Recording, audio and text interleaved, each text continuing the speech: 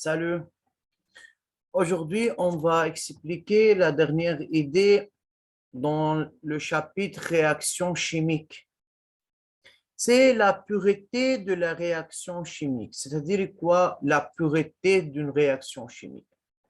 Tout simplement, monsieur, si on demande à faire une réaction, et bien sûr, il faut introduire une certaine quantité de chaque réactif. Donc, la pureté, c'est-à-dire la quantité utilisée d'un réactif. Quel est le pourcentage de pureté pour cette quantité? Parfois, dans certains cas, on fait des erreurs quand si on va peser une masse, peut-être la masse pesée, ce n'est pas 100% pour la matière X, par exemple. Alors, parfois, le réactif n'est pas pur. On remarque qu'il y a une différence entre la quantité du produit attendu actuellement et celle réelle.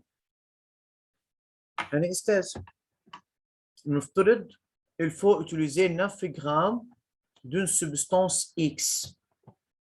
Vraiment, sur la balance, on pèse 9 grammes. Mais ce 9 grammes pesé sur la balance, peut-être ce n'est pas 9 grammes totalement, il y a une pure de X. Parfois, on utilise une spatule et sur cette spatule, il y a une certaine quantité d'autres substances. Ou bien sur la balance, on a d'autres substances. Ou bien dans le flacon où on a prélevé la quantité de X, on a fait, par exemple, des erreurs, on a ajouté quelques impuretés. Alors, comment peut-on savoir et comment peut-on calculer la pureté d'une réaction? La pureté, c'est la quantité réelle au pur sur la quantité initialement utilisée.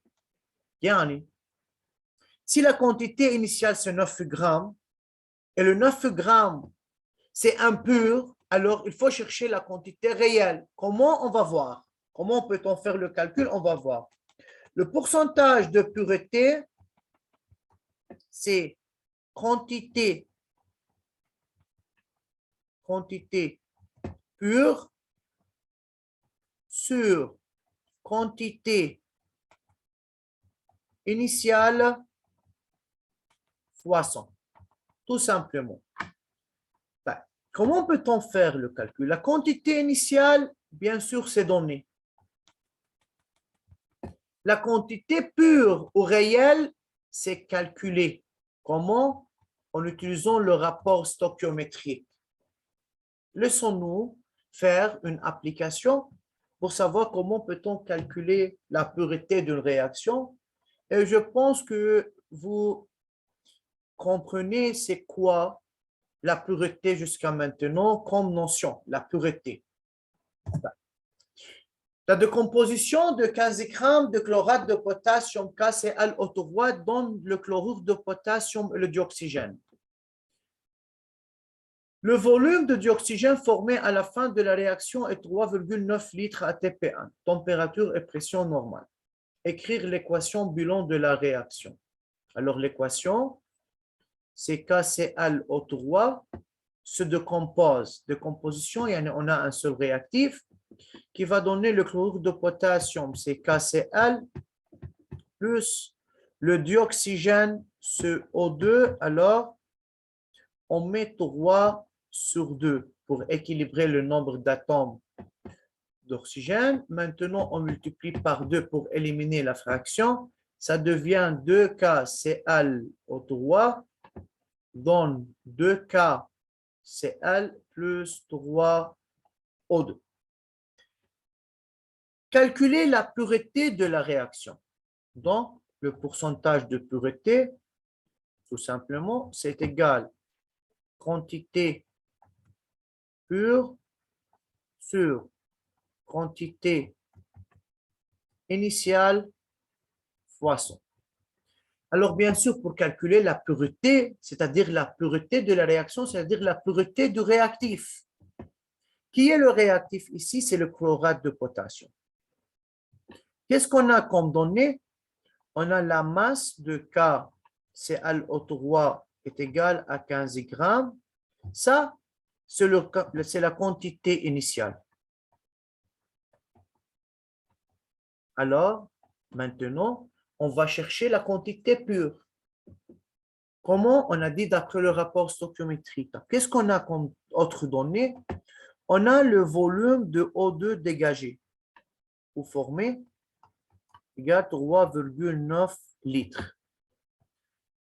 Si on a le volume de dioxygène, donc on va chercher de trouver quoi? Le nombre de moles de O2 formé. Le nombre de moles de O2 formé, c'est VO2 sur Vm. Bien sûr, on donne le Vm, c'est 3,9 sur 22,4. Pourquoi on a travaillé comme ça? Car, monsieur, on demande de trouver la quantité pure pour calculer la pureté. Et la quantité pure, c'est d'après le rapport stoichiométrique. Pour utiliser le rapport stoichiométrique, il faut qu'on ait un nombre de moles. On ne peut pas utiliser le 15 grammes, car le 15 grammes, c'est une quantité impure. Alors, de 1, on trouve le nombre de moles de dioxygène formé. C'est 3,9 divisé 22,4, ça est égal à 0,174. Il y en a 0,17 mol. Maintenant, d'après RS, on peut dire le nombre de moles de réactif KClO3 sur 2 doit égal au nombre de moles de O2 sur 3. Alors, le 1 de KClO3 est égal à 2 fois 0,17 sur 3.